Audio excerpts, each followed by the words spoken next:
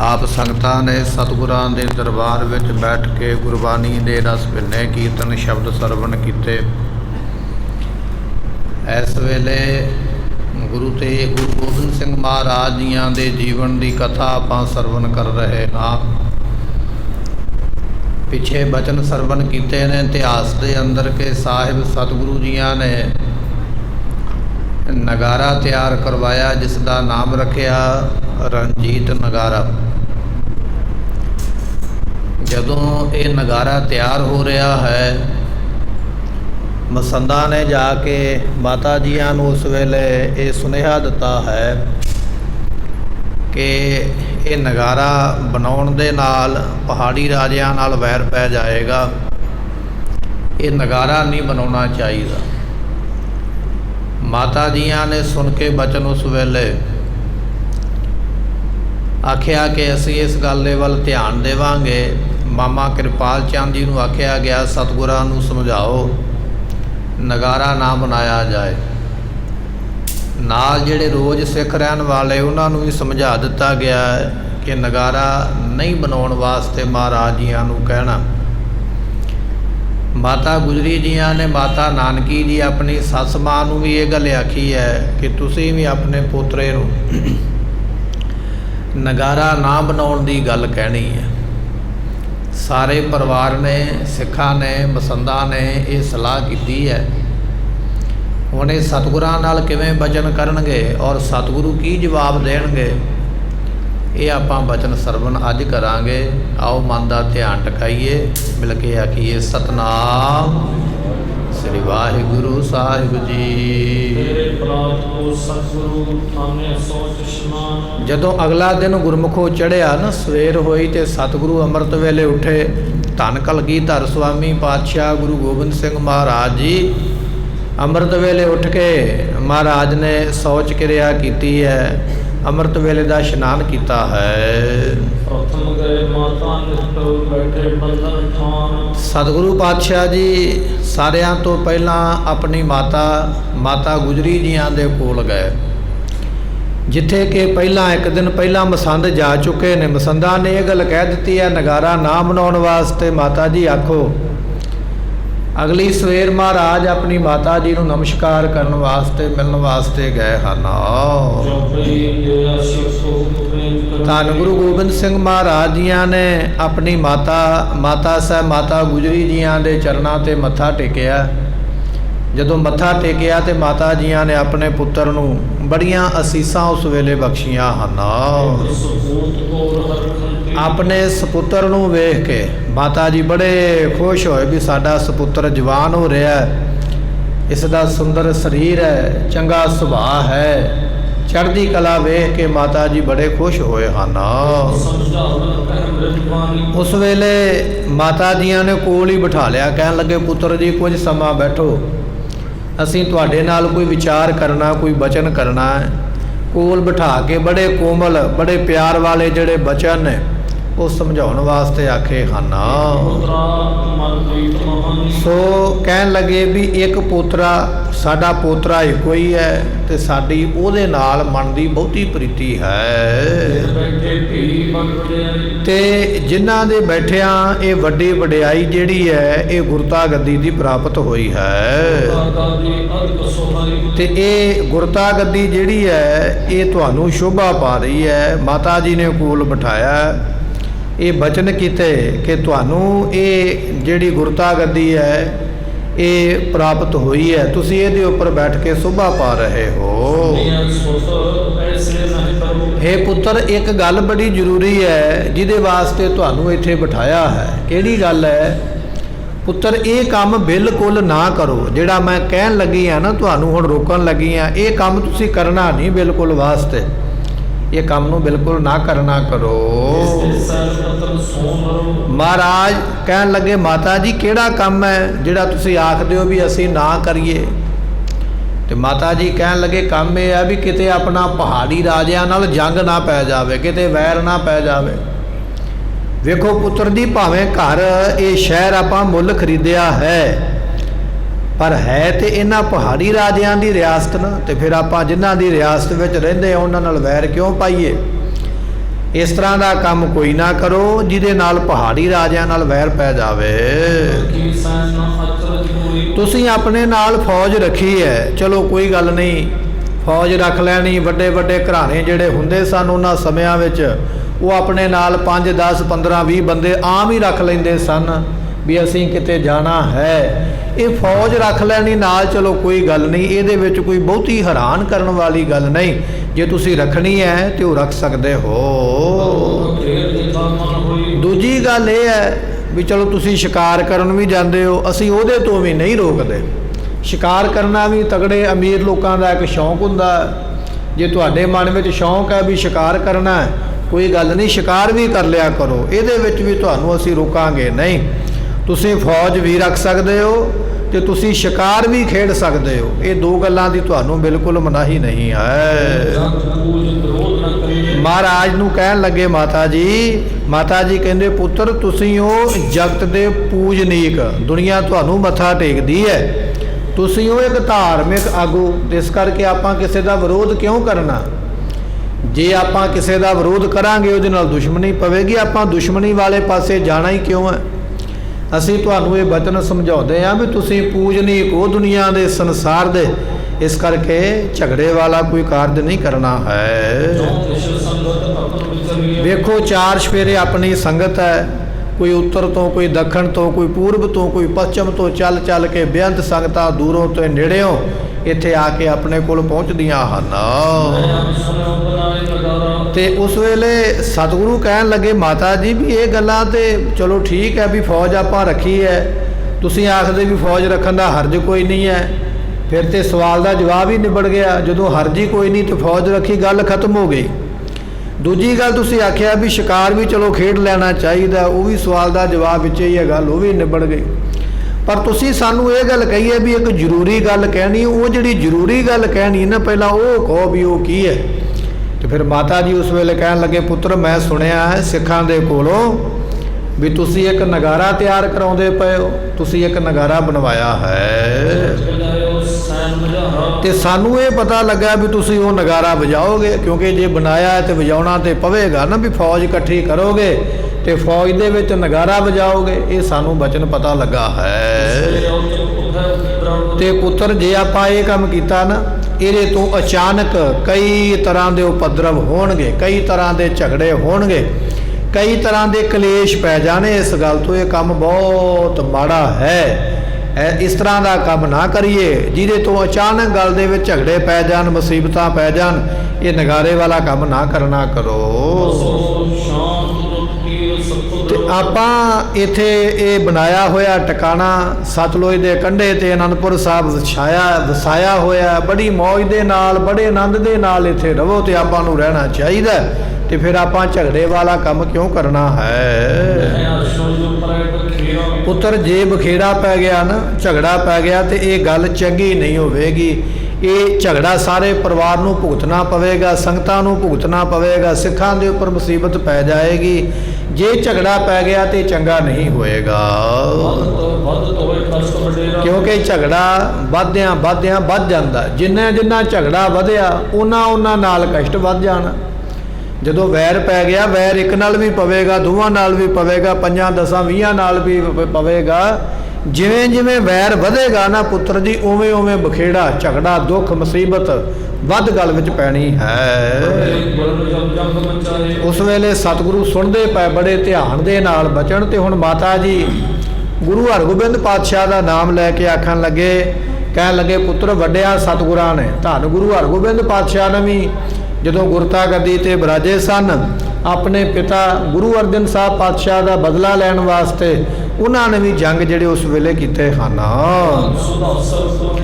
ਪਰ ਪੁੱਤਰ ਜੰਗ ਕਰਕੇ ਨਾ ਸਾਨੂੰ ਅੰਮ੍ਰਿਤਸਰ ਸ਼ਹਿਰ ਛੱਡਣਾ ਪਿਆ। ਅੰਮ੍ਰਿਤਸਰ ਸ਼ਹਿਰ ਛੱਡ ਕੇ ਪਹਿਲਾਂ ਝਬਾਲ ਨੂੰ ਗਏ, ਉੱਥੇ ਵਿਆਹ ਦਾ ਕਾਰਜ ਪੂਰਾ ਕੀਤਾ। ਉੱਥੋਂ ਚੱਲ ਕੇ ਫਿਰ ਸ੍ਰੀ ਹਰਗੋਬਿੰਦਪੁਰੇ ਦੀ ਧਰਤੀ ਇੱਧਰ ਨੂੰ ਆ ਗਏ। ਜੇ ਜੰਗ ਕੀਤਾ ਹੈ ਤੇ ਜੰਗ ਕਰਕੇ ਘਰ ਛੱਡਣਾ ਪਿਆ, ਅੰਮ੍ਰਿਤਸਰ ਛੱਡਣਾ ਪਿਆ। ਇਹ ਤੇਰੇ ਜੋ ਦਾਦਾ ਸਤਿਗੁਰੂ ਹੋਏ ਨਾ ਗੁਰੂ ਹਰਗੋਬਿੰਦ ਪਾਤਸ਼ਾਹ, ਇਹ ਉਹਨਾਂ ਨਾਲ ਸਭ ਕੁਝ ਵਾਕਿਆ ਜਿਹੜਾ ਵਾਪਰਿਆ ਹੈ। ਤੇ ਅਸੀਂ ਉਹ ਉਦਾਹਰਨ ਦੇ ਕੇ ਤੁਹਾਨੂੰ ਇੱਥੇ ਦੱਸਦੇ ਹਾਂ ਵੀ ਤੁਹਾਡੇ ਵੱਡਿਆਂ ਨੇ ਇਹ ਕਾਰਜ ਕੀਤਾ ਤੇ ਉਹਦੇ ਵਿੱਚ ਇੰਨਾ ਵੱਡਾ ਨੁਕਸਾਨ ਪਰਿਵਾਰ ਦਾ ਔਰ ਆਪਣਾ ਹੋਇਆ ਹੈ। ਬਾਦਸ਼ਾਹ ਮਹਿਪਾਲ ਅਸ਼ੀਸ਼ ਕਿਉਂਕਿ ਵੱਡੇ ਵੱਡੇ ਰਾਜੇ ਨੇ ਦੁਨੀਆ ਦੇ ਵਿੱਚ, ਉਹ ਜਿਹੜੇ ਵੱਡੇ ਰਾਜੇ ਹਨ ਤੇ ਪੁੱਤਰ ਉਹਨਾਂ ਦੇ ਕੋਲ ਹੁੰਦਾ ਰਾਜ, ਤੇ ਰਾਜਿਆਂ ਕੋਲ ਹੁੰਦੀਆਂ ਫੌਜਾਂ। ਰਾਜ ਕਰਨਾ, ਫੌਜਾਂ ਰੱਖਣੀਆਂ, ਰਾਜਿਆਂ ਨੂੰ ਕੰਮ ਸ਼ੋਭਾ ਪਾਉਂਦੇ ਹਨ ਤੇ ਉਹ ਸਭ ਕੁਝ ਕਰਨ ਦੇ ਸਮਰੱਥ ਹੁੰਦੇ ਨੇ, ਕਿਉਂਕਿ ਉਹਨਾਂ ਨੂੰ ਟੈਕਸ ਮਿਲਦਾ ਪ੍ਰਜਾ ਦੇ ਵੱਲੋਂ। ਉਹ ਕਰ ਲੈਂਦੇ ਨੇ, ਟੈਕਸ ਲੈਂਦੇ ਨੇ ਤੇ ਲੈ ਕੇ ਤੇ ਫਿਰ ਸਭ ਕੁਝ ਕਰਨ ਦੇ ਸਮਰੱਥ ਹੁੰਦੇ। ਰਾਜਾ ਜੋ ਚਾਹੇ ਉਹ ਕਰ ਸਕਦਾ ਹੈ ਤੇ ਕੋਈ ਮੀਤ ਰਾਜੇ ਦਾ ਕੋਈ ਮਿੱਤਰ ਵੀ ਬਣ ਜਾਂਦਾ, ਕੋਈ ਰਾਜੇ ਦਾ ਵੈਰੀ ਬਣ ਜਾਂਦਾ। ਰਾਜਿਆਂ ਨੂੰ ਕੋਈ ਬਹੁਤਾ ਫਰਕ ਨਹੀਂ ਪੈਂਦਾ, ਨਾ ਮਿੱਤਰਾਂ ਨਾਲ ਨਾ ਵੈਰੀਆਂ ਨਾਲ। ਜੇ ਕੋਈ ਵੈਰੀ ਬਣ ਗਿਆ ਤੇ ਉਹਦੇ ਨਾਲ ਉਹਨਾਂ ਨੇ ਆਪ ਜਾ ਕੇ ਜੰਗ ਤੇ ਕਰਨਾ ਨਹੀਂ, ਫੌਜ ਭੇਜ ਦੇਣੀ, ਆਪ ਉਹਨਾਂ ਘਰੇ ਬੈਠੇ ਰਹਿਣਾ। ਜੇ ਮਿੱਤਰ ਬਣ ਗਿਆ ਤੇ ਉਹਨੂੰ ਰੋਟੀ ਪ੍ਰਸ਼ਾਦੇ ਤੇ ਬੁਲਾ ਲੈਣਾ। ਰਾਜਿਆਂ ਨੂੰ ਬਹੁਤਾ ਫਰਕ ਨਹੀਂ ਪੈਂਦਾ ਕਿੰਨੇ ਮਿੱਤਰ ਨੇ ਕਿੰਨੇ ਦੁਸ਼ਮਣ ਹਨ। ਤੇ ਇਸ ਕਰਕੇ ਹੁਣ ਅਸੀਂ ਸੁਣਿਆ ਵੀ ਇਹ ਜਿਹੜਾ ਪਹਾੜੀਆ ਰਾਜਾ ਨਾ ਭੀਮ ਚੰਦ, ਪਹਿਲਾਂ ਤੇ ਕਿਤੇ ਦੂਰ ਗਿਆ ਹੋਇਆ ਸੀ ਪਹਾੜਾਂ ਦੇ ਵਿੱਚ ਸੈਰ ਕਰਨ ਵਾਸਤੇ, ਹੁਣ ਸੁਣਿਆ ਵੀ ਬਿਲਕੁਲ ਆਪਣੇ ਨੇੜੇ ਅਨੰਦਪੁਰ ਸਾਹਿਬ ਜੋ ਆਇਆ ਹੋਇਆ ਹੈ।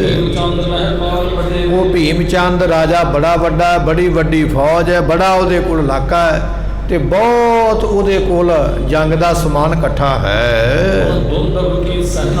ਪੁੱਤਰ ਜੇ ਆਪਾਂ ਨਗਾਰਾ ਵਜਾਵਾਂਗੇ ਤੇ ਨਗਾਰੇ ਦੀ ਆਵਾਜ਼ ਜਾਣੀ ਹੈ ਦੂਰ ਦੂਰ, ਤੇ ਜੇ ਨਗਾਰੇ ਦੀ ਆਵਾਜ਼ ਭੀਮ ਚੰਦ ਦੇ ਕੰਨਾਂ ਵਿੱਚ ਗਈ ਪੈ ਤੇ ਉਹਨੇ ਸਹਿ ਨਹੀਂ ਸਕਣਾ, ਕਿਉਂਕਿ ਇੱਕ ਰਾਜਾ ਆਪਣੇ ਰਾਜ ਵਿੱਚ ਕਿਸੇ ਦੂਜੇ ਦਾ ਨਗਾਰਾ ਨਹੀਂ ਵੱਜਣ ਦਿੰਦਾ।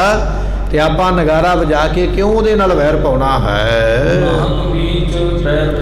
ਤੇ ਪੁੱਤਰ ਇਹ ਤੇ ਫਿਰ ਐਵੇਂ ਵੈਰ ਪਾਉਣ ਵਾਲੀ ਗੱਲ ਹੈ। ਅਸੀਂ ਵੱਡੇ ਆ, ਜ਼ਮਾਨਾ ਵੇਖਿਆ, ਕਈ ਮੁਸੀਬਤਾਂ ਝੱਲੀਆਂ, ਵੱਡਿਆਂ ਸਤਿਗੁਰਾਂ ਨੇ ਜੰਗ ਕੀਤੇ, ਅਸੀਂ ਅੱਖੀਂ ਵੇਖੇ ਨੇ, ਘਰ-ਬਾਰ ਛੱਡਣਾ ਪਿਆ, ਸਾਰਾ ਕੁਝ ਅਸੀਂ ਇਹ ਸੰਤਾਪ ਸਰੀਰ ਤੇ ਹੰਡਾਇਆ ਹੈ।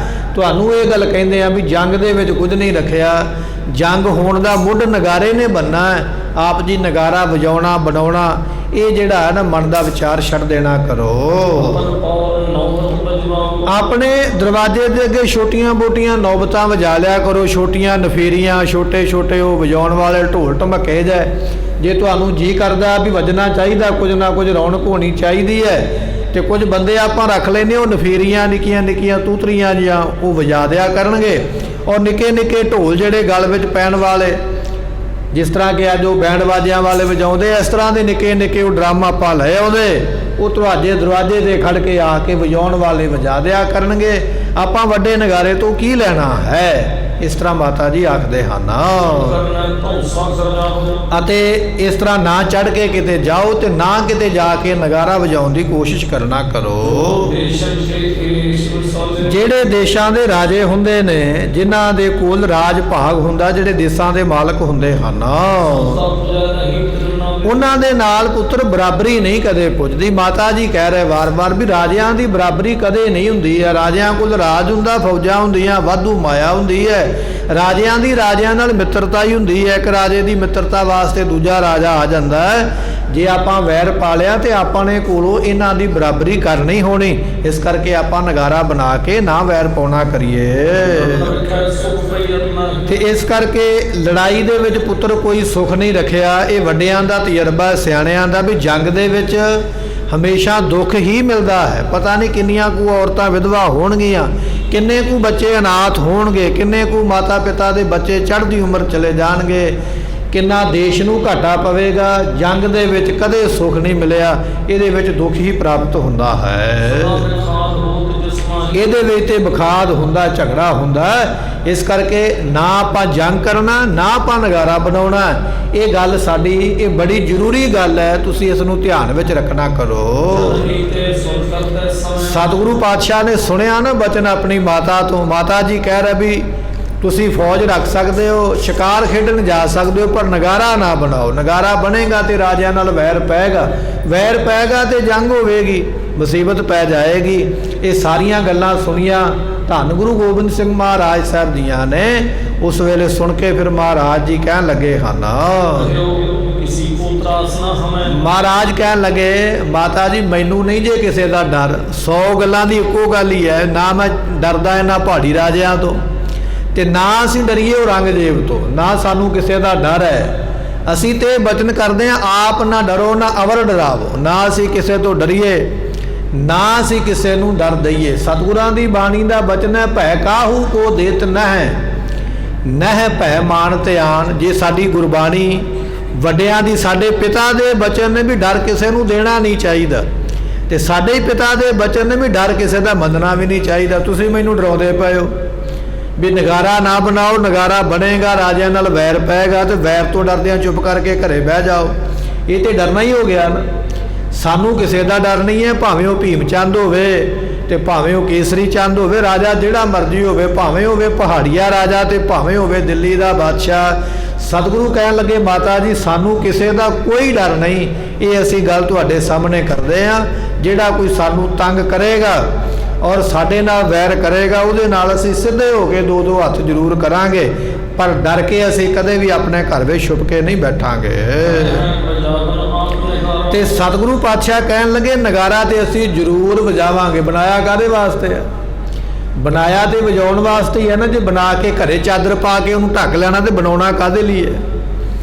ਜੇ ਕੋਈ ਮੰਨ ਲਓ ਗੱਡੀ ਮੋਟਰ ਲੈ ਕੇ ਆਇਆ ਤੇ ਉਹਨੂੰ ਚਲਾਵੇ ਹੀ ਨਾ, ਘਰੇ ਢੱਕ ਛੱਡੇ, ਤੇ ਉਹ ਲਿਆਉਣ ਦਾ ਫਾਇਦਾ ਕੀ ਹੈ? ਮਹਾਰਾਜ ਕਹਿੰਦੇ ਨਗਾਰਾ ਬਣਾਇਆ, ਅਸੀਂ ਖੁਦ ਉਹ ਨਗਾਰਾ ਵਜਾਵਾ ਕਰਾਂਗੇ, ਤੇ ਸਿੱਖਾਂ ਨੂੰ ਕਵਾਂ ਕਰਾਂਗੇ ਵਜਾਓ ਭਾਈ, ਜਿੰਨਾ ਜ਼ੋਰ ਲਾ ਕੇ ਵਜਾਇਆ ਜਾਂਦਾ।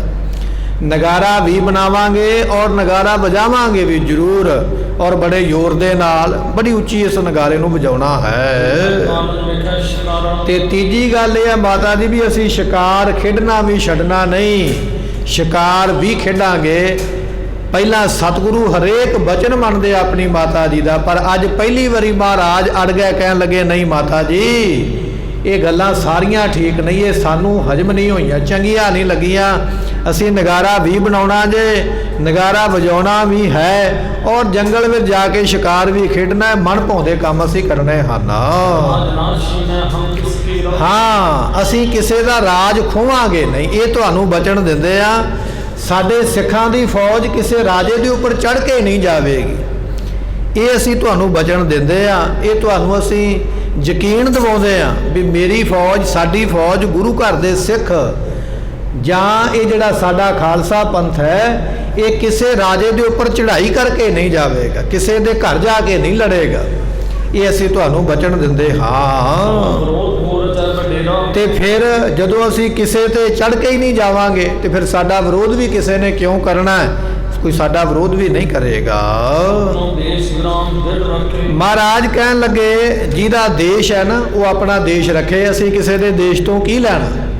ਆਪਣੇ ਦੇਸ਼ ਦੀ ਮਜ਼ਬੂਤੀ ਜਿਹੜਾ ਰਾਜਾ ਬਣਾ ਕੇ ਰੱਖਣਾ ਚਾਹੁੰਦਾ ਰੱਖੀ ਛੱਡੇ, ਅਸੀਂ ਨਾ ਦੇਸ਼ ਲੈਣਾ ਨਾ ਰਾਜ ਲੈਣਾ।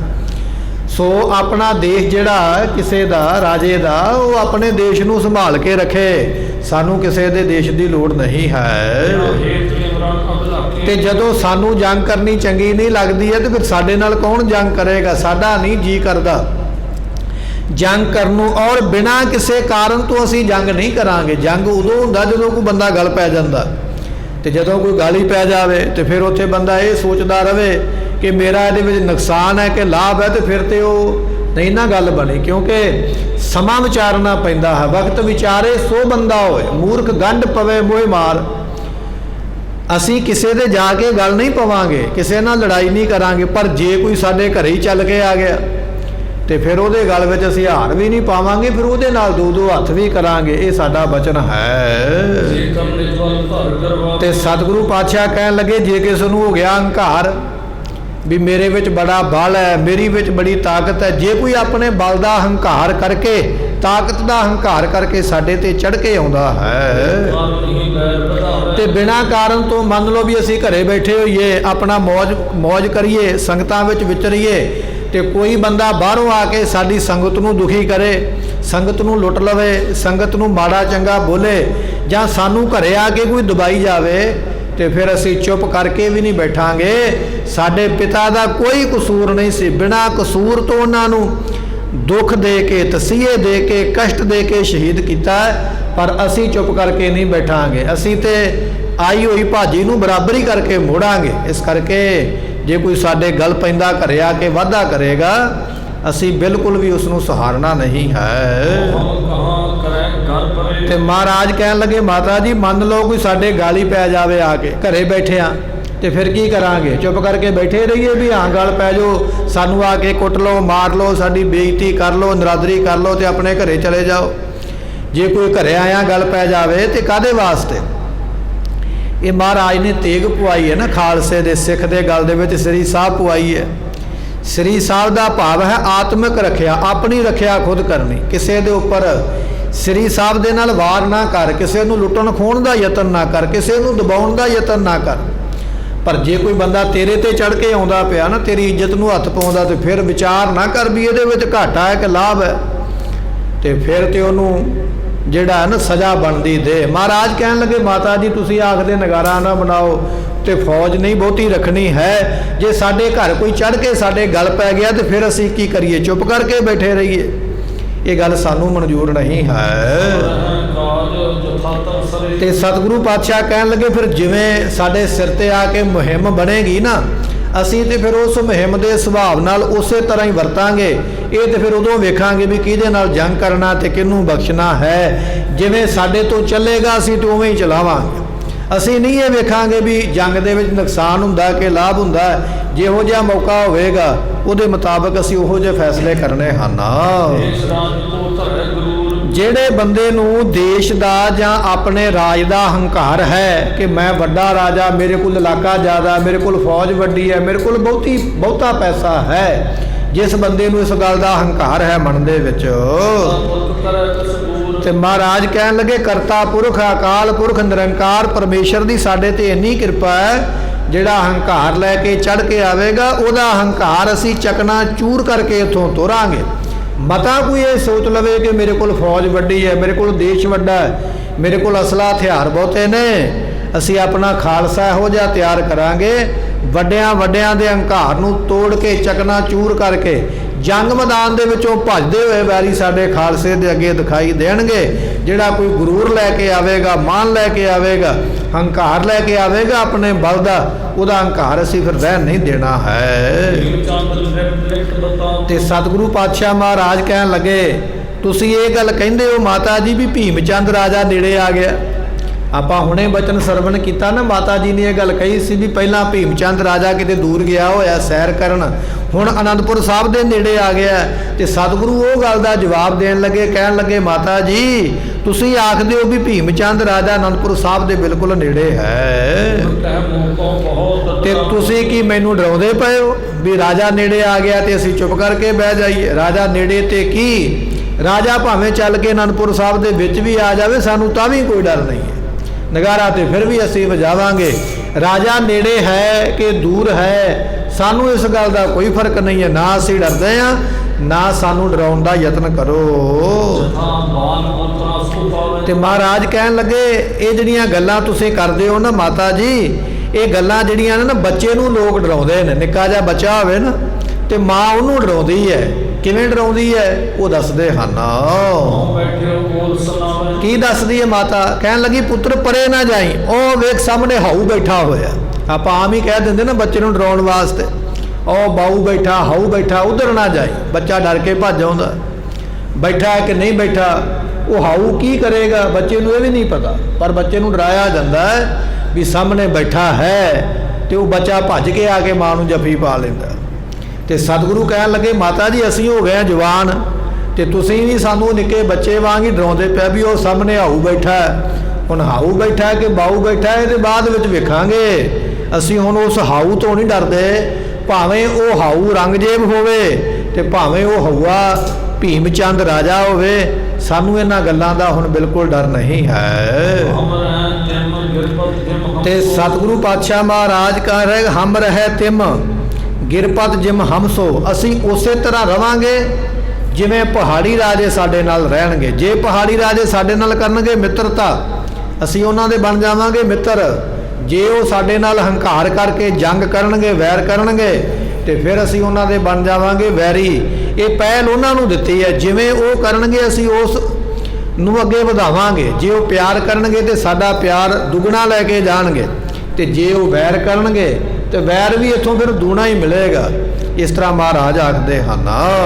ਵੇਖਣ ਸੋ ਸਮ ਹੋਏ ਸਮ ਸੋ। ਮਹਾਰਾਜ ਕਹਿਣ ਲੱਗੇ ਔਖਿਆਂ ਦੇ ਨਾਲ ਅਸੀਂ ਹੋਵਾਂਗੇ ਔਖੇ, ਵਿਰੋਧੀਆਂ ਦੇ ਨਾਲ ਹੋਵਾਂਗੇ ਵਿਰੋਧੀ, ਤੇ ਜਿਹੜੇ ਹੋ ਗਏ ਸਮ ਤੋਂ ਭਾਵ ਹੁੰਦਾ ਸੁਲ੍ਹਾ ਕਰਨ ਵਾਲੇ, ਜਿਹੜੇ ਹੋਣਗੇ ਸਾਡੇ ਨਾਲ ਸੁਲ੍ਹਾ ਕਰਨ ਵਾਲੇ ਉਹਨਾਂ ਨਾਲ ਸੁਲ੍ਹਾ ਕਰਾਂਗੇ। ਸਾਡਾ ਤੇ ਇਹ ਵਿਚਾਰ ਹੈ ਵੀ ਜੇ ਕੋਈ ਬੰਦਾ ਕਰੜਾ ਸੁਭਾਅ ਲੈ ਕੇ ਆਵੇਗਾ ਨਾ ਜੰਗ ਕਰਨ ਵਾਸਤੇ, ਉਹਨੂੰ ਫਿਰ ਕਰੜੇ ਹੋ ਕੇ ਅਸੀਂ ਟੱਕਰਾਂਗੇ, ਤੇ ਜਿਹੜਾ ਕੋਈ ਮਿੱਤਰ ਬਣ ਕੇ ਆ ਗਿਆ ਉਹਨੂੰ ਮਿੱਤਰ ਬਣ ਕੇ ਮਿਲਾਂਗੇ। ਇਹ ਤੇ ਜਿਵੇਂ ਦਾ ਕੋਈ ਸਾਡੇ ਸਾਹਮਣੇ ਕਰੇਗਾ ਅਸੀਂ ਉਹਦਾ ਜਵਾਬ ਉਸੇ ਤਰ੍ਹਾਂ ਦੇਣਾ ਹੈ। ਅਸੀਂ ਪਹਿਲਾਂ ਕਿਸੇ ਨਾਲ ਵਿਰੋਧ ਨਹੀਂ ਕਰਦੇ ਮਾਤਾ ਜੀ, ਇਹ ਵੀ ਤੁਹਾਨੂੰ ਅਸੀਂ ਜ਼ੁਬਾਨ ਦਿੱਤੀ, ਬਚਨ ਦਿੱਤਾ ਕਿ ਪਹਿਲਾਂ ਅਸੀਂ ਵਿਰੋਧ ਨਹੀਂ ਕਰਾਂਗੇ ਕਿਸੇ ਦਾ ਵੀ, ਭਾਵੇਂ ਰਾਜਾ ਹੈ ਤੇ ਭਾਵੇਂ ਕੋਈ ਆਮ ਵਿਅਕਤੀ ਹੈ, ਸਾਡੇ ਵੱਲੋਂ ਪਹਿਲ ਨਹੀਂ ਹੋਵੇਗੀ, ਅਸੀਂ ਕਿਸੇ ਦਾ ਵਿਰੋਧ ਨਹੀਂ ਕਰਦੇ। ਹਾਂ, ਜੇ ਸਾਨੂੰ ਕੋਈ ਮਿਲੇਗਾ ਆ ਕੇ ਤੇ ਅਸੀਂ ਜੱਫੀ ਪਾ ਕੇ ਮਿਲਾਂਗੇ, ਤੇ ਜੇ ਕੋਈ ਸਾਡੇ ਸਾਹਮਣੇ ਡੰਡਾ ਜਾਂ ਹਥਿਆਰ ਕੱਢੇਗਾ ਨਾ ਤੇ ਫਿਰ ਅਸੀਂ ਵੀ ਉਹਦੇ ਸਾਹਮਣੇ ਉਸ ਤਰ੍ਹਾਂ ਦਾ ਹਥਿਆਰ ਲੈ ਕੇ ਸਾਹਮਣੇ ਖੜਾਂਗੇ। ਜੇ ਕੋਈ ਮਿਲਣ ਵਾਸਤੇ ਆਇਆ ਤੇ ਮਿਲਾਂਗੇ ਜ਼ਰੂਰ ਅੱਗੇ ਹੋ ਕੇ, ਪਰ ਜੇ ਕੋਈ ਜੰਗ ਕਰਨ ਵਾਸਤੇ ਆਇਆ ਤੇ ਉਹਦੇ ਵਾਸਤੇ ਵੀ ਅੱਗੇ ਹੋ ਕੇ ਉਹਨੂੰ ਟੱਕਰਾਂਗੇ। ਅਸੀਂ ਤੇ ਉਸੇ ਤਰ੍ਹਾਂ ਹੀ ਕਰਾਂਗੇ ਜਿਵੇਂ ਕੋਈ ਸਾਡੇ ਨਾਲ ਆ ਕੇ ਵਰਤਣਾ ਚਾਹੁੰਦਾ ਹੈ। ਤੇ ਮਹਾਰਾਜ ਕਹਿਣ ਲੱਗੇ ਗੁਰੂ ਦਾ ਘਰ ਜਿਹੜਾ ਨਾ ਗੁਰਮੁਖੋ ਸੀਸੇ ਵਰਗਾ ਹੈ। ਗੁਰੂ ਦਾ ਘਰ ਕਿਹਦੇ ਵਰਗਾ ਹੈ? ਸੀਸੇ ਵਰਗਾ ਹੈ ਗੁਰੂ ਦਾ ਘਰ। ਕਿਵੇਂ ਸੀਸੇ ਵਰਗਾ ਹੈ? ਮਹਾਰਾਜ ਦੱਸਦੇ ਹਨ ਜੇ ਕੋਈ ਬੰਦਾ ਆ ਗਿਆ ਨਾ ਮੂੰਹ ਸਾਫ਼ ਕਰਕੇ ਨਹਾ ਧੋ ਕੇ, ਤੇ ਸੀਸੇ ਦਾ ਕੰਮ ਹੈ ਵੀ ਉਹਨੂੰ ਸਾਫ਼ ਮੂੰਹ ਵਿਖਾਉਣਾ ਵੀ ਤੇਰਾ ਮੂੰਹ ਸਾਫ਼ ਹੈ। ਗੁਰੂ ਘਰ ਵੀ ਇਸੇ ਤਰ੍ਹਾਂ ਦਾ ਹੀ ਹੈ। ਜੇ ਕੋਈ ਪ੍ਰੇਮ ਲੈ ਕੇ ਆਇਆ, ਸ਼ਰਧਾ ਲੈ ਕੇ ਆਇਆ, ਭਾਵਨਾ ਲੈ ਕੇ ਆਇਆ, ਤੇ ਗੁਰੂ ਦੇ ਘਰੋਂ ਸ਼ਰਧਾ ਹੀ ਮਿਲੇਗੀ, ਭਾਵਨਾ ਹੀ ਮਿਲੇਗਾ, ਪ੍ਰੇਮ ਹੀ ਮਿਲੇਗਾ। ਜੇ ਕੋਈ ਸਤਿਕਾਰ ਲੈ ਕੇ ਆਇਆ ਗੁਰੂ ਦੇ ਕੋਲ ਤੇ ਉਹਨੂੰ ਸਤਿਕਾਰ ਹੀ ਮਿਲੇਗਾ। ਗੁਰੂ ਸੀਸੇ ਵਰਗਾ ਹੈ, ਜਿਵੇਂ ਦਾ ਕੋਈ ਬਣ ਕੇ ਆਉਂਦਾ ਹੈ ਉਵੇਂ ਦਾ ਦਿਖਾਇਆ ਜਾਂਦਾ ਹੈ।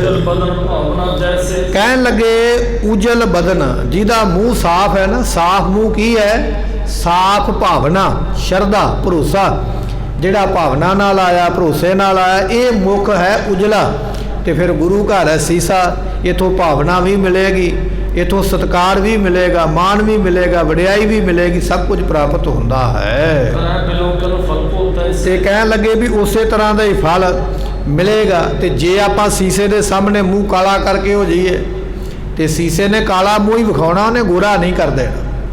ਜਿਹੜਾ ਕੋਈ ਗੁਰੂ ਘਰ ਦੇ ਨਾਲ ਵੈਰ ਲੈ ਕੇ ਆਵੇਗਾ, ਆਕੜ ਲੈ ਕੇ ਆਵੇਗਾ, ਹੰਕਾਰ ਲੈ ਕੇ ਆਵੇਗਾ, ਈਰਖਾ ਲੈ ਕੇ ਆਵੇਗਾ, ਤੇ ਗੁਰੂ ਘਰ ਨੂੰ ਨੀਵਾਂ ਵਿਖਾਉਣ ਦਾ ਯਤਨ ਕਰੇਗਾ, ਫਿਰ ਗੁਰੂ ਸੀਸੇ ਵਰਗਾ ਹੀ ਹੈ। ਜਿਵੇਂ ਦੀ ਕੋਈ ਭਾਵਨਾ ਲੈ ਕੇ ਆਉਂਦਾ ਉਵੇਂ ਦਾ ਫਲ ਉਹਨੂੰ ਪ੍ਰਾਪਤ ਹੋਵੇਗਾ। ਕੋਈ ਨੀਵਾਂ ਵਿਖਾਉਣ ਦਾ ਯਤਨ ਕਰੇਗਾ ਤੇ ਆਪ ਨੀਵਾਂ ਹੋਵੇਗਾ। ਈਰਖਾ ਲੈ ਕੇ ਆਵੇਗਾ, ਵੈਰ ਲੈ ਕੇ ਆਵੇਗਾ, ਤੇ ਈਰਖਾ ਵੈਰ ਵਿੱਚ ਆਪ ਉਹ ਸੜੇਗਾ, ਆਪ ਦੁਖੀ ਹੋਵੇਗਾ।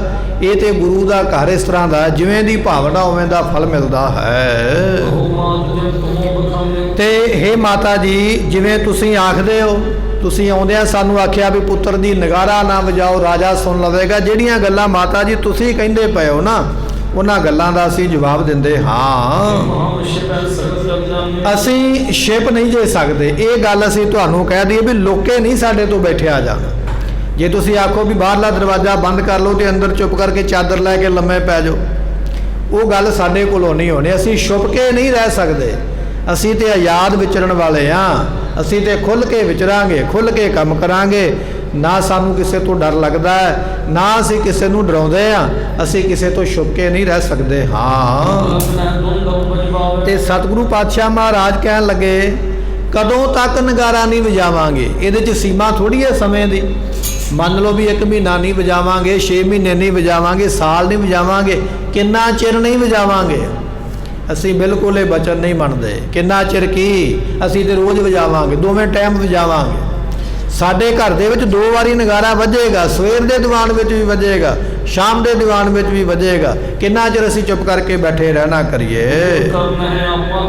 ਤੇ ਸਤਿਗੁਰੂ ਪਾਤਸ਼ਾਹ ਕਹਿਣ ਲੱਗੇ ਦੂਰ ਕਰ ਨਹਿ ਆਪਾ ਬਿਦਤਾਵੇ। ਅਸੀਂ ਆਪਣਾ ਆਪ ਮਸ਼ਹੂਰ ਕਰਨ ਵਾਸਤੇ, ਆਪਣੇ ਮਾਣ ਵਾਸਤੇ ਨਹੀਂ ਨਗਾਰਾ ਵਜਾਉਣਾ ਵੀ ਅਸੀਂ ਬੜੇ ਵੱਡੇ ਹਾਂ ਜੀ, ਸਾਡੇ ਕੋਲ ਨਗਾਰਾ ਅਸੀਂ ਵਜਾਉਂਦੇ ਪਏ। ਨਹੀਂ, ਅਸੀਂ ਵੱਡੇ ਬਣਨ ਵਾਸਤੇ ਨਗਾਰਾ ਨਹੀਂ ਵਜਾਇਆ।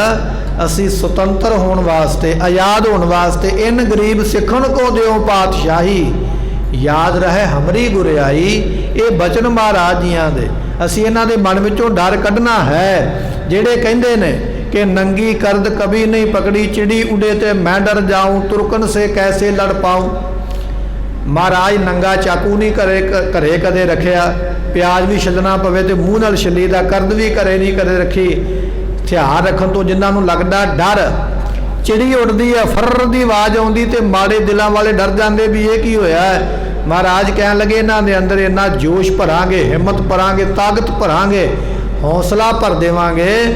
इन्हां नूं असीं मुगलों के नाल लड़ा देंगे, सामने उन्हां दे खड़े कर देंगे। ऐसी ताकत इन्हां दे विच भर देनी है। पातशाह कहन लगे बचन ये है कि असीं अपना आप प्रगट करन वास्ते, अपनी मशहूरी वास्ते, अपने मान वास्ते नगारा नहीं बनवाया। ये बनाया सिखां नूं मान देण वास्ते, इन्हां नूं इज्जत देण वास्ते, दलेरी ते हिम्मत देण वास्ते, राज भाग दे मालक बनाउण वास्ते ये असीं नगारे नूं तैयार करवाया है। इस तरह महाराज कह के ना माता जी नूं खरे खरे बचन ने सतगुरां दे जदों बोलदे ने ना बेबाक ही बोलदे ने, फिर झगा नहीं रखते, फिर डरदे नहीं। बेबाक बचन महाराज ने खुल के अपनी माता जी नूं कहे, माता जी नगारा भी बनना है, वजना भी दोवें टाइम है। भावें भीमचंद नेड़े बैठा तो भावें आनंदपुर आ जाए, सानू उहदा कोई डर नहीं जे, असीं छुप के नहीं रह सकते। ये सारियां गल्लां महाराज ने बड़ी विवेकी दे नाल, खुल दिली दे नाल, बड़े हौसले दे नाल अपनी माता दे अगे आखियां हन। ते सतगुरु पातशाह जदों बोलदे ना माता जी दे नाल गल्लां करदे, ते हुण गल्लां करांगे सिर ते हिलेगा ना, ते महाराज दे सिर दे उपर, सीस दे उपर कलगी लगी हुई है। जिवें जिवें महाराज बोलदे सतगुरां दा सीस हिलदा है, ते सीस दे उपर लगी हुई कलगी भी उस तरह हिलदी पई है। बड़ी सोहनी लगदी पातशाह दे सीस दे उपर कलगी, उस तरह कलगी भी महाराज दे सिर दे उपर झूमदी पई है। इन्नी गल कह के माता जी कहन लगे, सतगुरु कहन लगे माता जी आग्या दिओ, तुसीं सानू कह दिता है, असीं तुहानू अपना जवाब दस दिता है। ਇਹਦੇ ਤੋਂ ਅੱਗੇ ਨਾ ਕੋਈ ਹੁਣ ਸਵਾਲ ਰਹਿ ਜਾਂਦਾ, ਨਾ ਕੋਈ ਇਹਦੇ ਤੋਂ ਅੱਗੇ ਜਵਾਬ ਰਹਿ ਜਾਂਦਾ। ਇੰਨੀ ਗੱਲ ਕਹਿ ਕੇ ਆਪਣੀ ਮਾਤਾ ਨੂੰ ਮੱਥਾ ਟੇਕ ਕੇ ਮਹਾਰਾਜ ਉੱਠ ਕੇ ਬਾਹਰ ਆ ਗਏ ਹਨ। ਤੇ ਜਦੋਂ ਮਹਾਰਾਜ ਬਾਹਰ ਨਿਕਲੇ ਨਾ, ਤੇ ਟੋਲਿਆਂ ਦੇ ਟੋਲੇ, ਜਥਿਆਂ ਦੇ ਜਥੇ, ਮਹਾਰਾਜ ਦੇ ਸੂਰਮੇ ਪਹਿਲਾਂ ਹੀ ਤਿਆਰ ਹੋ ਕੇ ਬਾਹਰ ਖਲੋਤੇ ਸਨ ਵੀ ਹੁਣ ਮਾਤਾ ਜੀ ਦੇ ਕੋਲ ਤੇ ਨਹੀਂ ਜਾਣਾ। ਸਤਿਗੁਰਾਂ ਨੂੰ ਉਹ ਬਚਨ ਬਿਲਾਸ ਕਰਦੇ ਪਏ। ਜਦੋਂ ਮਹਾਰਾਜ ਘਰ ਦਾ ਦਰਵਾਜ਼ਾ ਬਾਹਰ ਨਿਕਲੇ, फौजा अगे पहला ही तैयार खलोतियां, सारियां महाराज दे नाल रल गईयां हन। ते सतगुरु पातशाह जी जाके सभा दे विच बैठ गए, जिथे दीवान सजिया ना, संगतां विच जाके बैठे हन। इन्ने चिर नूं मसंद जिहड़े सन वो भी आ गया, ते सिख भी आके मिले हन। सतगुरु पातशाह महाराज दियां ने सारियां नूं सुना के, महाराज ने सारे ही सद लै जिन्ने मसंद सन। माता जी कोल शिकायत लैके गए, सतगुरु कहते लियाओ बुला के, सारिया बुला लिया गया। जिन्ने सिख सन कहते लियाओ बुला के, उन्होंने भी बुला लिया गया। मसंद भी बुलाए गए, सिख भी बुलाए गए, सारियां नूं बुला के दीवान विच बिठाया।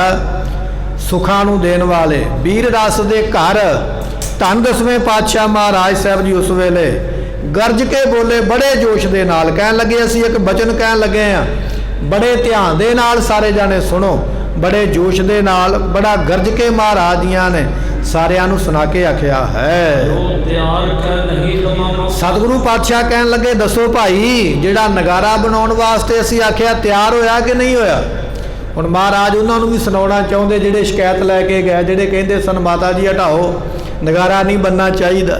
सतगुरु उन्हां नूं भी सुनाउणा चाहुंदे भी इन्हां नूं भी पता लग जावे। उच्ची आवाज़ दे विच गरज के आख्या, कहन लगे जिहड़ा नगारा बनाउण वास्ते असीं आख्या तैयार होया कि नहीं होया, सानू इस गल दा जवाब देना करो।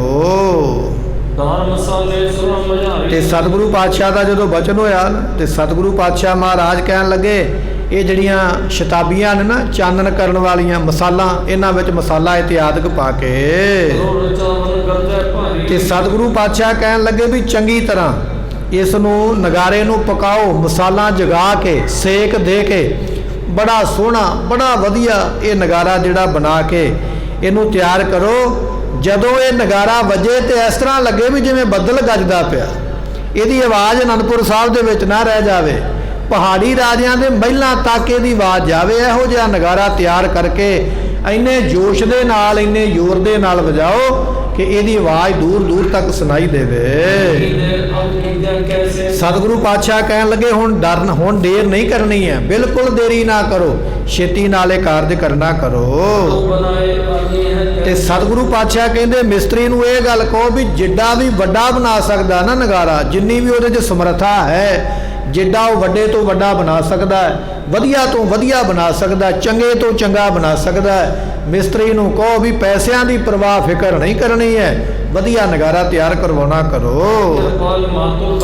ਕਹਿਣ ਲੱਗੇ ਜਦੋਂ ਮਹਾਰਾਜ ਜੀਆਂ ਨੇ ਬਚਨ ਕਹਿਣ ਤੇ ਸਤਿਗੁਰਾਂ ਦੇ ਮਾਮਾ ਜੀ ਕੋਲ ਹੀ ਖਲੋਤੇ ਸਨ।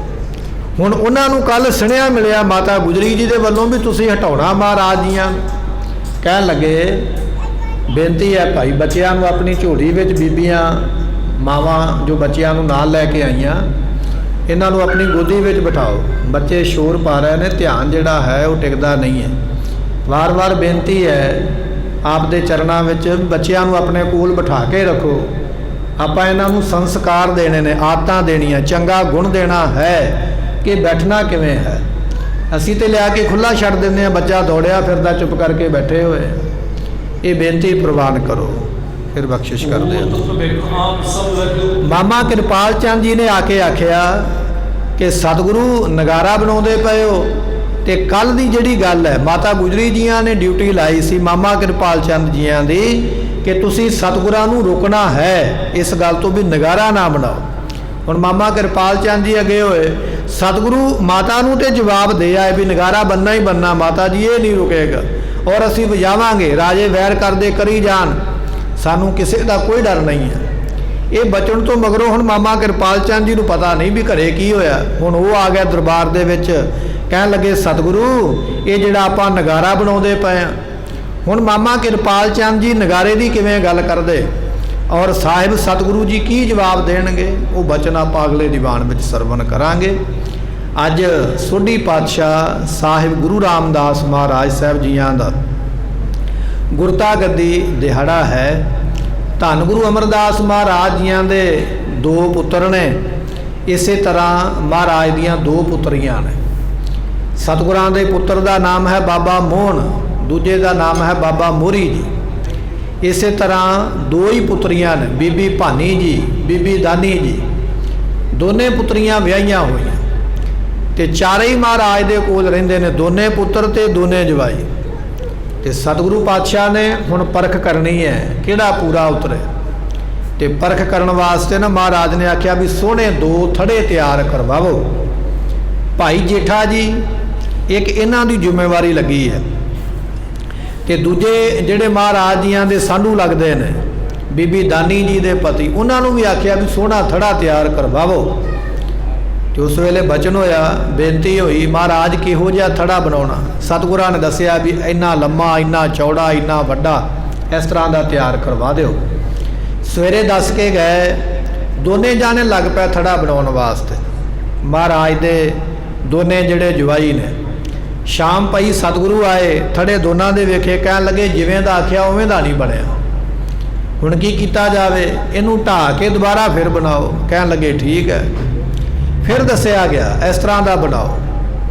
ਅਗਲੇ ਦਿਨ ਥੜੇ ਫਿਰ ਤਿਆਰ ਹੋਏ, ਮਹਾਰਾਜ ਫਿਰ ਆ ਗਏ। ਥੜਾ ਵੇਖਿਆ, ਵੇਖ ਕੇ ਆਖਣ ਲੱਗੇ ਜਿਵੇਂ ਦਾ ਆਖਿਆ ਉਵੇਂ ਦਾ ਨਹੀਂ ਬਣਿਆ, ਸਾਨੂੰ ਪਸੰਦ ਨਹੀਂ ਹੈ, ਇਹਨਾਂ ਨੂੰ ਫਿਰ ਢਾਇਆ ਜਾਏ।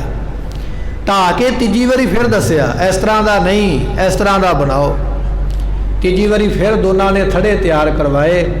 ਇੱਕ ਦਾ ਨਾਮ ਭਾਈ ਰਾਮਾ ਜੀ ਹੈ, ਇੱਕ ਦਾ ਨਾਮ ਭਾਈ ਜੇਠਾ ਜੀ ਹੈ। ਜਦੋਂ ਤੀਜੀ ਵਾਰੀ ਥੜੇ ਬਣਾਏ ਤੇ ਮਹਾਰਾਜ ਫਿਰ ਚਲੇ ਗਿਆ ਵੇਖਣ। ਵੱਡੇ ਨੇ ਭਾਈ ਰਾਮਾ ਜੀ, ਪਹਿਲਾਂ ਉਹਨਾਂ ਦਾ ਥੜਾ ਵੇਖਿਆ, ਆਂਦੇ ਠੀਕ ਨਹੀਂ ਬਣਿਆ ਜਿਵੇਂ ਦਾ ਆਖਿਆ। ਤੇ ਉਹਨਾਂ ਨੇ ਹੱਥ ਜੋੜ ਕੇ ਆਖਿਆ, ਕਹਿਣ ਲੱਗੇ ਮਹਾਰਾਜ ਤੁਸੀਂ ਜਿਵੇਂ ਦਾ ਕਹਿ ਕੇ ਗਏ ਹੋ ਨਾ, ਮੈਂ ਉਵੇਂ ਦਾ ਹੀ ਬਣਾਇਆ ਹੈ। ਅਸਲ 'ਚ ਗੱਲ ਇਹ ਆ ਵੀ ਤੁਸੀਂ ਬੁੱਢੇ ਹੋ ਗਏ ਹੋ, ਤੁਹਾਨੂੰ ਚੇਤਾ ਭੁੱਲ ਜਾਂਦਾ ਹੈ। ਤੁਸੀਂ ਆਪ ਸਵੇਰੇ ਕਹਿੰਦੇ ਹੋ ਵੀ ਇੱਦਾਂ ਦਾ ਬਣਾਓ, ਅਸੀਂ ਬਣਾਉਂਦੇ ਹਾਂ, ਸ਼ਾਮ ਨੂੰ ਤੁਹਾਨੂੰ ਯਾਦ ਭੁੱਲ ਜਾਂਦਾ, ਤੁਸੀਂ ਆਖਦੇ ਵੀ ਇਹ ਕਿਵੇਂ ਦਾ ਬਣਾਇਆ ਤੇ ਉਵੇਂ ਦਾ ਹੀ ਹੈ ਜਿਵੇਂ ਦਾ ਤੁਸੀਂ ਆਖਿਆ, ਪਰ ਤੁਸੀਂ ਬਜ਼ੁਰਗ ਹੋ ਗਏ ਹੋ ਸਹੁਰਾ ਸਾਹਿਬ ਜੀ, ਇਸ ਕਰਕੇ ਤੁਹਾਨੂੰ ਚੇਤਾ ਭੁੱਲ ਜਾਂਦਾ ਹੈ। ਬਣਿਆ ਤਾਂ ਉਸੇ ਤਰ੍ਹਾਂ ਦਾ, ਪਰ 3 ਵਾਰੀ ਤੁਸੀਂ ਮੇਰਾ ਥੜਾ ਢਵਾਇਆ ਹੈ, 3 ਵਾਰੀ ਬਣਵਾਇਆ ਹੈ। ਪਰ ਬਣਾਉਂਦਾ ਮੈਂ ਉਵੇਂ ਦਾ ਹੀ ਹਾਂ ਜਿਵੇਂ ਦਾ ਤੁਸੀਂ ਕਹਿੰਦੇ ਹੋ। ਸਤਿਗੁਰਾਂ ਨੇ ਸੁਣੇ ਬਚਨ ਤੇ ਮਹਾਰਾਜ ਆ ਗਏ। ਛੋਟੇ ਨੇ ਭਾਈ ਜੇਠਾ ਜੀ, ਉਹਨਾਂ ਦਾ ਥੜਾ ਵੇਖਿਆ, ਵੇਖ ਕੇ ਕਹਿਣ ਲੱਗੇ ਪੁਰਖਾ ਵੀ ਇਹ ਥੜਾ ਉਵੇਂ ਦਾ ਨਹੀਂ ਬਣਿਆ ਜਿਵੇਂ ਦਾ ਅਸੀਂ ਆਖਿਆ। ਤੇ ਉਹਨਾਂ ਨੇ ਹੱਥ ਜੋੜ ਲੈ, ਕਹਿਣ ਲੱਗੇ ਮਹਾਰਾਜ ਆਪ ਉਹ ਸਮਰੱਥ ਤੇ ਮੈਂ ਆ ਇੱਕ ਆਮ ਵਿਅਕਤੀ। ਹੁਣ ਮਹਾਰਾਜ ਸਮਰੱਥ ਦੀਆਂ ਗੱਲਾਂ ਤੇ ਸਮਰੱਥ ਹੀ ਜਾਣ ਸਕਦਾ, ਮੈਂ ਤੇ ਤੁੱਛ ਬੁੱਧੀ ਵਾਲਾ ਹਾਂ, ਮੈਂ ਤੇ ਨਿਮਾਣਾ ਮਹਾਰਾਜ, ਮੈਂ ਤੁਹਾਡੀ ਖੇਡ ਨੂੰ ਕੀ ਸਮਝ ਸਕਦਾ, ਕੀ ਜਾਣ ਸਕਦਾ, ਮੈਂ ਅਲਪਾਗਾ, ਮੈਨੂੰ ਮਾਫ ਕਰ ਦਿਓ, ਮੇਰੇ ਕੋਲੋਂ ਗਲਤੀ ਹੋ ਗਈ ਹੈ, ਮੈਂ ਤੁਹਾਡੇ ਕਹਿ ਮੁਤਾਬਕ ਮਹਾਰਾਜ ਬਣਾ ਨਹੀਂ ਸਕਿਆ, ਇਹ ਮੇਰੀ ਥੋੜੀ ਮੱਤ ਕਹਿ ਲਵੋ, ਆਪ ਜੀ ਕਿਰਪਾ ਕਰੋ ਮੈਨੂੰ ਦੁਬਾਰਾ ਦੱਸ ਦਿਓ, ਮੈਂ ਦੁਬਾਰਾ ਬਣਾਉਣ ਵਾਸਤੇ ਤਿਆਰ ਹਾਂ। ਹੁਣ ਇੱਕ ਤੇ ਇਹ ਗੱਲ ਕਹਿ ਰਿਹਾ ਵੀ ਤੁਸੀਂ ਬਜ਼ੁਰਗ ਹੋ ਗਏ ਹੋ, ਜਿਵੇਂ ਤੁਸੀਂ ਕਹਿੰਦੇ ਹੋ ਅਸੀਂ ਉਵੇਂ ਦਾ ਹੀ ਬਣਾਉਂਦੇ ਹਾਂ, ਭਾਵ ਇਹ ਆ ਵੀ ਮੈਂ ਠੀਕ ਹਾਂ ਤੁਸੀਂ ਗਲਤ ਹੋ। ਤੇ ਦੂਜਾ ਆਖਦਾ ਮਹਾਰਾਜ ਤੁਸੀਂ ਬਿਲਕੁਲ ਸਹੀ ਹੋ, ਮੇਰੇ ਕੋਲੋਂ ਗਲਤੀਆਂ, ਮੇਰੇ ਵਿੱਚ ਊਣਤਾਈਆਂ। ਸਤਿਗੁਰੂ ਬਚਨ ਸੁਣ ਕੇ ਖੁਸ਼ ਹੋ ਗਏ। ਅਗਲੇ ਦਿਨ ਅੰਮ੍ਰਿਤ ਵੇਲੇ ਬਚਨ ਕੀਤਾ, ਭਾਈ ਜੇਠਾ ਜੀ ਦਾ ਇਸ਼ਨਾਨ ਕਰਵਾ ਕੇ ਸੋਹਣੇ ਸੁੰਦਰ ਵਸਤਰ ਪਵਾ ਕੇ ਸੱਦਿਆ। ਮਹਾਰਾਜ ਨੇ ਗੁਰਤਾ ਗੱਦੀ ਤੇ ਬਿਠਾਇਆ, ਗੁਰਤਾ ਗੱਦੀ ਬਖਸ਼ਿਸ਼ ਕਰਕੇ ਨਾਲ ਹੀ ਆਖਿਆ 7 ਸਾਲ ਦੀ ਉਮਰਾ ਉਹ ਵੀ ਨਾਲ ਹੀ ਦਿੰਦੇ ਆ, ਕੱਲੀ ਗੁਰਤਾ ਗੱਦੀ ਨਹੀਂ ਮਿਲੀ, 7 ਸਾਲ ਦੀ ਉਮਰਾ ਵੀ ਨਾਲ। ਧੰਨ ਗੁਰੂ ਅਮਰਦਾਸ ਮਹਾਰਾਜ ਕਹਿਣ ਲੱਗੇ ਸਾਡੀ ਉਮਰਾ ਜਿਹੜੀ ਹੈ ਨਾ ਉਹਦੇ ਵਿੱਚੋਂ ਅਸੀਂ 7 ਸਾਲ ਉਮਰਾ ਵੀ ਇਹਨਾਂ ਨੂੰ ਦਿੰਦੇ ਆ ਔਰ ਗੁਰਤਾ ਗੱਦੀ ਵੀ ਇਹਨਾਂ ਨੂੰ ਦਿੰਦੇ ਆ। ਬੈਠਾ ਸੋਢੀ ਪਾਤਸ਼ਾਹੋ ਰਾਮਦਾਸ ਸਤਿਗੁਰੂ ਕਹਾਵੈ ਪੂਰਨ ਤਾਲ ਖਟਾਇਆ ਅੰਮ੍ਰਿਤ ਸਰ ਵਿੱਚ ਜੋਤ ਜਗਾਵੇ।